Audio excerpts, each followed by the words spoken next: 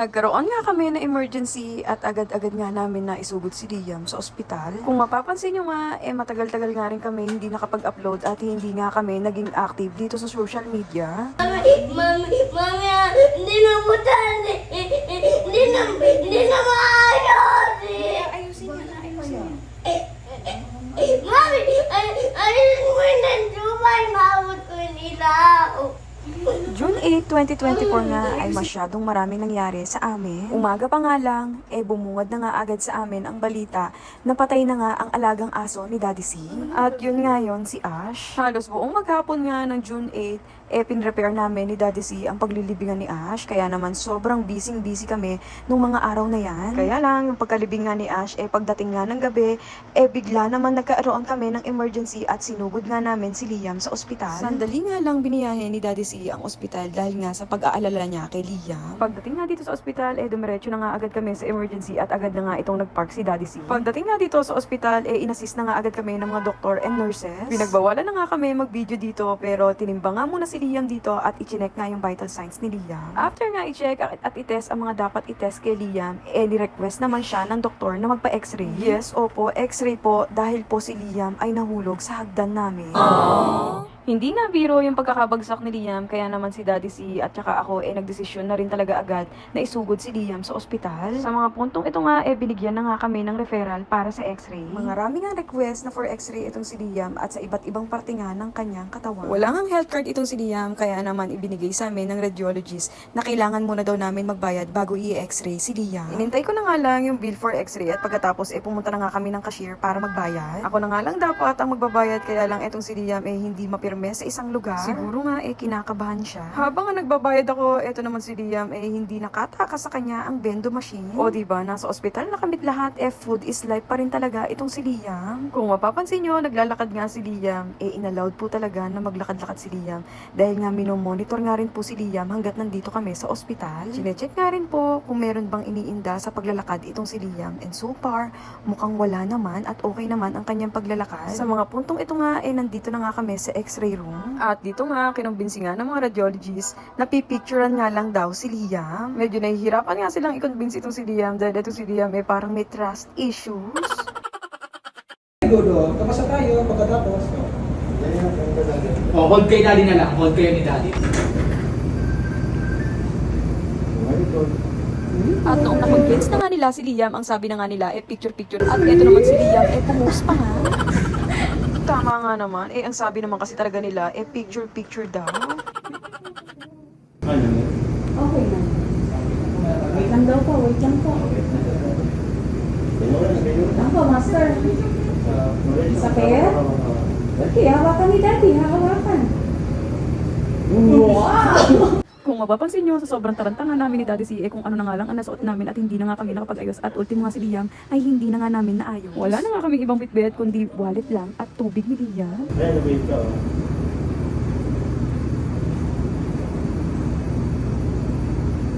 Okay na, malapit na. Sobrang tagal. Sorry. Meron pa tayo. Sorry daw, anak. O diba, at nagawa pang magreklamo at sobrang tagal daw. O diba, at nakatikim pa nga ng sermon itong nag-e-x-ray. Smile. Nakasmile ba? It's Okay. Smile daw, smile! Ay, ayun, may pasama. Pagmanikot na. Okay. Sir, masis ko muna. Kasi huwag ka muna magganito. Tapos na tayo. Jadi, ito na lang kami mo. Ganyan mo na. Sige, dapat mo. Ganyan mo na. Yan, very good. Oh, ang galing! Very good. Is may... Hindi po, sorry. Hindi mo po kong ipita. Hindi naman i-include din Naganoot niya malaki. Di ba? Yeah. Pamalikot.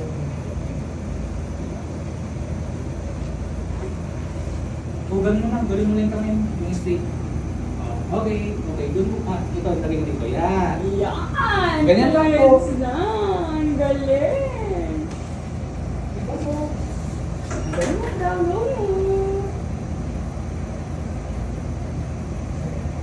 What do you call that? That's X-ray. Last one. Okay. Okay naman, no? Ang galing naman, no? Ang galing talaga. Ang galing, no? Very good. Napakagaling naman ang baby na to. Mama, blink po. Oh, don't move. Don't move daw ha. Don't move. Don't move. Ako nga din. Don't move. Bakit sabihin yan? Ang galing ah. Ay, para sabihin yan na.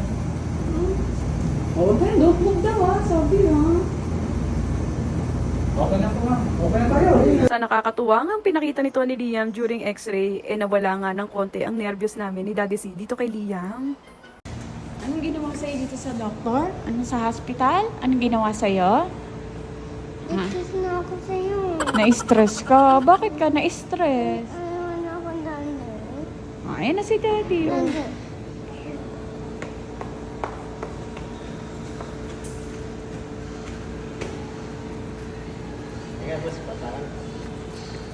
Habang ang iniintay namin ang result ng x-ray nito ni Liam, kinain na nga lang muna ni Liam yung nabili niya dito sa bendo machine ng hospital. Eto nga right hand ni Liam ang napuruhan, kaya naman halos lahat ng request ng x-ray ay dito sa right hand ni Liam. Hindi nyo nga lang siguro masyadong mapapansin dahil nga sa taba nito ni Liam, pero kung titignan nyo po maigi, may mga pasanga po si Liam at medyo lumubog ang kanyang taba. Ni-request na rin talaga ng doktor na i-x-ray itong right hand ni Liam dahil nga masyadong iniinda ni Liam itong kamay niya.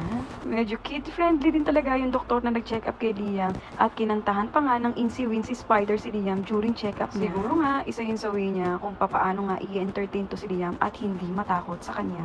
Sa mga puntong ito nga 11:30 na at nakuha na nga namin ang mga printout nitong x-ray ni Liam. Mga 10 to 15 minutes nga lang namin inintay itong printout ng x-ray ni Liam. Tinatapos nga na lang namin ang kinakain nito ni Liam at pagkatapos nga dumiretso na nga agad ulit kami kay Doc. Nagbigay na nga lang muna ng initial findings itong si Doc pero iintayin pa namin ang result talaga nitong x-ray kinabukasan. Niresetahan na nga lang muna ng pain reliever ito si Liam at pagkatapos nga ay nagbayad na nga kami dito sa hospital at umuwi na nga rin kami agad. 12:28 na nga at eto nga yung mga printout ng x-ray nito ni Liam. Natatawa nga kami ni Daddy C dahil itong mga nurse niloloko kami at akala daw nga nila mascot nga yung in-x-ray dito. Siguro nga dahil nga mataba ang mga galamay nito ni Liam at ang mga kamay. Pag uwi nga namin sa bahay, nag-request nga si Liam na magpapadeliver daw siya ng McDo. Kaya lang, pagdating nga ng McDo, wala yung ni-request ni Liam na chicken.